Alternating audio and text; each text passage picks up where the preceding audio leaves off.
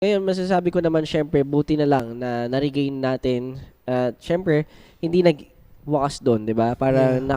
parang ano siya, parang at least na although marami talaga nangyari na pangit, ngayon pag tinitingnan mo, naging matatag tayo dahil sa experiences na yun. Sila attorney, nag-ano talaga, grabe rin effort para sa atin. Attorney sila.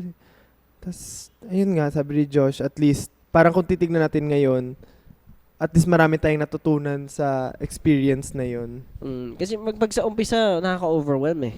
Pero pag pag talagang inisip mo like four four four moves ahead, para mga ganun, or 3 moves ahead, para mas makikita mo na okay, doable to.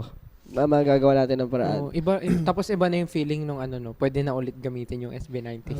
Buti na lang. Anong event ulit yun? Yung pwede na gamitin yung AAA. Buti na lang, parang grabe yun, iba yung feeling. before AAA, at least hindi tumagal ng sobra yung issue na nauwi naman sa mabuting usapan.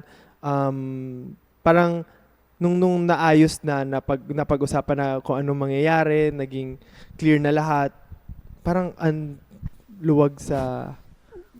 Tsaka 'di ba? Meron akong meron akong favorite verse yung Romans 8:18, yung parang yung the joy that is coming cannot the pain that you've been experiencing cannot be compared to the joy that is coming. Yun nga, pagkakamit natin ng name, AAA, yung araw din yun, ang dami nating awards na natanggap. No? Tapos Tapos gigil na natin gigil ako. expect. Ako gigil na gigil ako mag-perform eh. So parang newborn ka, tapos pinakilala ka ulit as SB19, tapos yung unang pakilala sa'yo, pinaulan ka agad ng praises na, Tapos ang saya din nun kasi yung mga tao, yung fans and casuals, nababasa ko yung mga sinasabi nila sa social media na, wow, finally, pwede na ulit nila gamitin yung SB19. Tapos parang bukod sa atin, sobrang saya rin nila kahit yung casuals. Parang buti na nabawi nila mga ganun.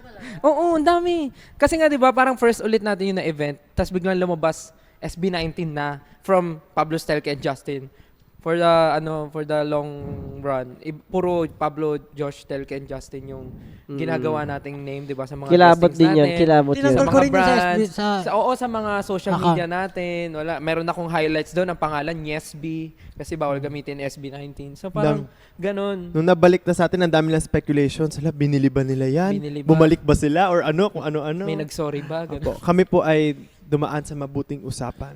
Naramdaman nyo ba yun kayo? Yung parang feeling mo, Wow, nauhaw ka ito na yung stage Oo, ulit. naramdaman ko yung gigil mo nun eh. Oo, diba? Naramdaman ko yung gigil mo nun eh. Pasabi, Diba? Talagang At saka alam mo yun, every time na may nakakasama tayo matatangkad, yung parang kailangan mo lakihan yung galaw mo, gano'n. yung parang ito na yun eh, moment na binalik, para kang nakakulong or handcuffs. Pero pagdating dun, feeling mo natanggal lahat ng ng pumipigil sa'yo. So talagang gumaan. Parang si San Goku nung nag-training eh. Maganda yung opportunity na yun for us. And I feel like sa future, maganda na.